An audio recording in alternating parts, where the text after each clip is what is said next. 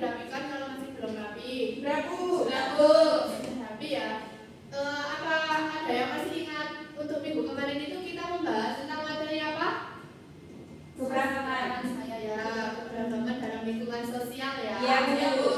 Sekarang Ibu akan mempelajari materi geografi, yaitu kekayaan alam. Disimak baik-baik, itu barang-barang yang tidak diperlukan saat pembelajaran dimasukkan ke dalam tas, dan nanti kalau ada materi yang sekiranya penting itu dicatat buat kalian belajar di rumah ya. Iya Bu.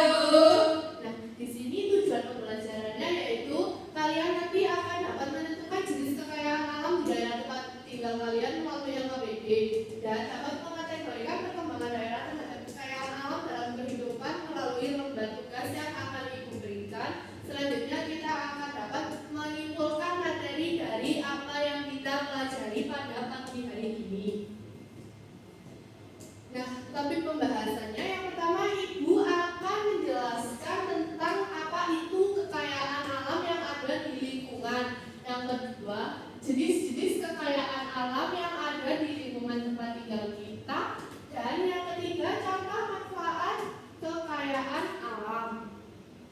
Nah, di sini yang pertama itu ada pengertian dari apa anak-anak? Kekayaan alam. Nah, kekayaan alam adalah segala sesuatu yang berasal dari alam yang dapat digunakan untuk memenuhi kebutuhan manusia. Nah, cara menjaga kekayaan alam yaitu tidak merusak lingkungan alam. Yang kedua, mengurangi penggunaan plastik dan juga bahan kimia yang berbahaya.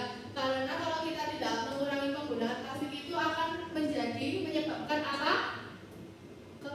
Kebanjiran ya, karena selamanya itu tersumbat oleh plastik. Plastik itu kan termasuk bahan yang sulit untuk didaur ulang ya anak-anak. Oh iya Bu.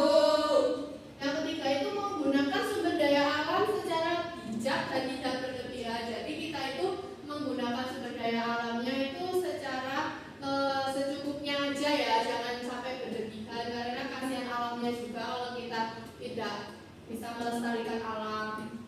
Yang terakhir itu mendukung program konservasi dan reboisasi. Di sini siapa yang sudah tahu tentang reboisasi? Belum Bu. Belum ya. Reboisasi itu contohnya seperti penanaman hutan yang gundul, dari penanaman kembali hutan-hutan yang gundul itu ya anak-anak. Oh iya Bu. Nah, selanjutnya ada jenis-jenis dari sumber daya alam. Di sini ada yang pertama itu sumber daya alam yang dapat apa? Diperbaharui. Yang pertama ada hutan. Hutan itu menyediakan kayu, obat-obatan, dan habitat bagi satwa liar. Kan satwa liar itu tempat tinggalnya di hutan. Nah, hutan itu sangat bermanfaat ya buat satwa-satwa yang liar. Yang kedua, air. Air itu untuk keperluan minum, irigasi, dan pembangkit listrik tenaga air. Kita sebagai makhluk hidup kan juga membutuhkan air ya anak-anak. Iya Bu. Yang ketiga, angin. Angin digunakan untuk pembangkit listrik tenaga angin. Yang keempat, matahari, yaitu sumber energi untuk panel surya. Nah, sekarang ada sumber daya alam yang tidak dapat diperbaharui. Di sini siapa yang ingin membaca? Saya Bu. Ya, silakan Mbak Redi. Jenis-jenis sumber daya alam yang tidak diperbarui. Yang pertama minyak bumi, bahan bakar fosil yang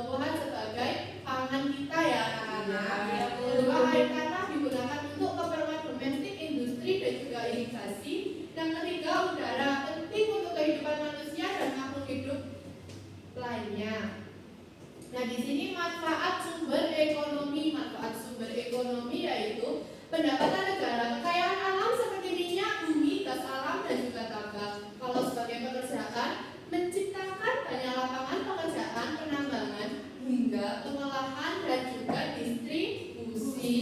Yang selanjutnya, siapa di sini yang ingin membaca? Saya baca sumber energi, ya ayo Mbak. Energi fosil dan energi terbarukan yaitu minyak bumi, batu bara, dan gas alam dan air. Ya, tadi sudah dijelaskan di awal ya anak-anak. Iya, Bu. Makasih Mbak Sandra.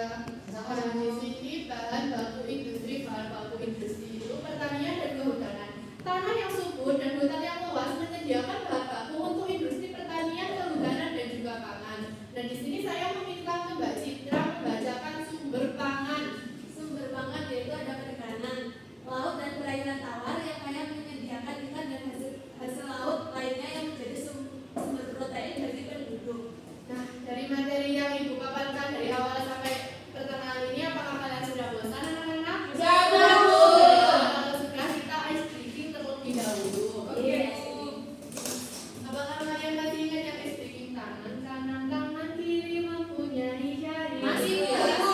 Yang kita ice breaking lagi itu 1, 2, 3. Tangan kiri mempunyai jari. Ya sudah, makasih ya anak-anak. Yang pertama. Nah, kesimpulan dari materi yang ibu paparkan pada hari ini dan yang anak-anak dapatkan, yaitu Indonesia memiliki kekayaan budaya dan alam yang sangat beragam. Penting bagi kita untuk mengenal, memahami, dan menjaga warisan budaya serta kekayaan alam kita agar dapat dinikmati oleh generasi yang akan datang. Melalui pembelajaran ini, siswa diharapkan dapat lebih menghargai dan berperan aktif dalam pelestarian budaya dan lingkungan. Nah, kita harus menghargai anak-anak. Di sini Ibu akan membagikan LKPD yang Ibu bentuk 2 kelompok. Mana yang belum paham? Oh, yang ini, Bu. Nah, ya, sudah ya. Ya. Mbak Citra untuk ke depan mempresentasikan perwakilan satu kelompok aja ya anak-anak. Ya, Bu.